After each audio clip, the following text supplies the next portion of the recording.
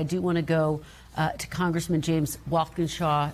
He is on the House Oversight Committee. Congressman, thank you so much for joining us. I really appreciate it.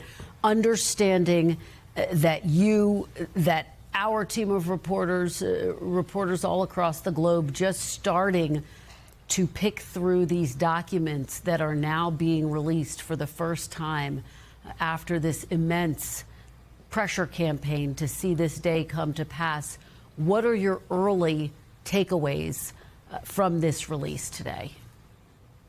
Well, thanks for having me. And first, I want to credit the courageous survivors. You know, without their voices, we would not be at this point today where we're starting to get some transparency. It's enormously frustrating that the law is clear. The files in full were supposed to be released today, and the Trump administration is not in compliance with that law. So that's very frustrating. That notwithstanding, our team, House Democrats, Oversight Democrats team, we're going to be combing through what has been released to determine what is there and what might be missing so that our investigation can proceed. You say that DOJ is not in compliance with the law, and yet we did hear Deputy Attorney General Todd Blanche say there are hundreds of thousands of documents that are going to be released over the course of 2 weeks.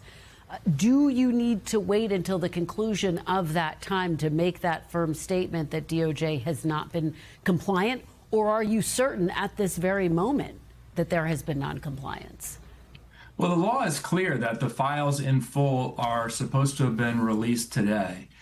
If the Department of Justice felt like they weren't on track to meet that legal deadline, they should have communicated that to Congress days or weeks ago. They've had 30 days to redact what needed to be redacted from the files and release them in full to the public. So they have not followed the law. We're going to explore all of our legal options to make sure that the complete files, with obviously information related to victims and survivors redacted, comes to light. Well, let me follow up with you on that. Can you be more specific? What exact recourse or actions are you prepared to take to bring DOJ fully in compliance?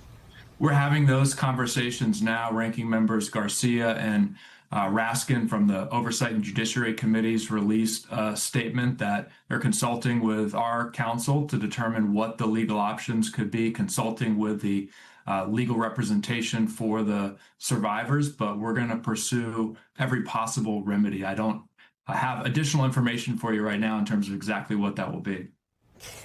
And talk about the significance of this day, understanding that and Congressman Ro Khanna, who's one of the lawmakers who led the charge to see this day come to pass, has put out a statement saying he's disappointed that the documents are not being released in full. But talk about the significance of the fact that there is this large tranche that is starting to be released, something that lawmakers, but also the survivors have called for.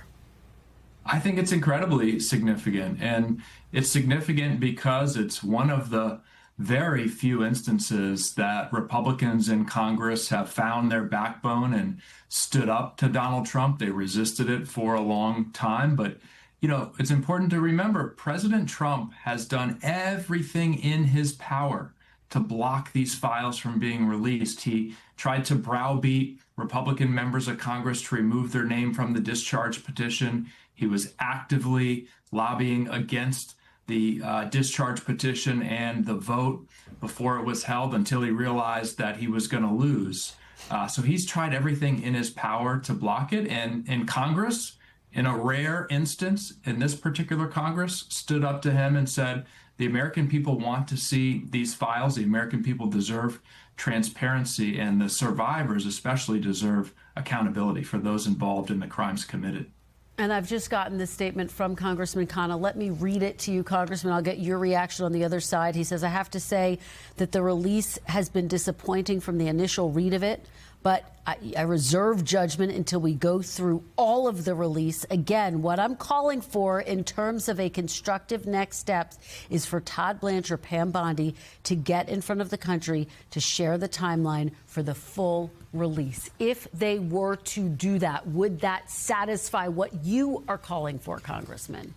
Well, I think that's a necessary step, and it's not what I'm calling for. It's what the law that President Trump signed calls for, which is for the files to be released today. So, yes, at a minimum, they need to come before the country and Congress and explain why they haven't released the full files today and lay out the timeline moving forward. I hope a rapid timeline for the American people to get the transparency that they want here.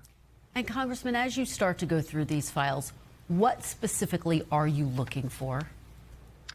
Well, I think for me and I think for most people across the country, we want to know who, if anyone, who maybe hasn't been yet implicated, was involved in Jeffrey Epstein's crimes, who were the accomplices who helped him to commit these crimes, who perhaps knew that these crimes were taking place and didn't go to the authorities at the time. I think those are all really, really important questions. But this is a story of rich and powerful men raping and abusing young girls and women. And we need to get the full truth. Everyone who knew about it, everyone who was involved, everyone who might have helped it happen. And Congressman, just finally, once the files are released, what do you anticipate happens next? Well, in the Oversight Committee, our investigation is ongoing, and it's also worth noting, even separate from the legislation requiring the release of the files, we have an active subpoena with both the Department of Justice for them to turn over the files to the Oversight Committee and to the Epstein estate for them to continue turning over files. And our philosophy is we're going to follow the investigation wherever it leads. I'm not prejudging where that investigation will lead, but we need to get all of the information and follow the investigation wherever it leads. All right, Congressman James Walkinshaw, thank you so much for joining us. We really appreciate it. Thanks for having me. We thank you for watching. And remember, stay updated on breaking news and top stories on the NBC News app or watch live on our YouTube channel.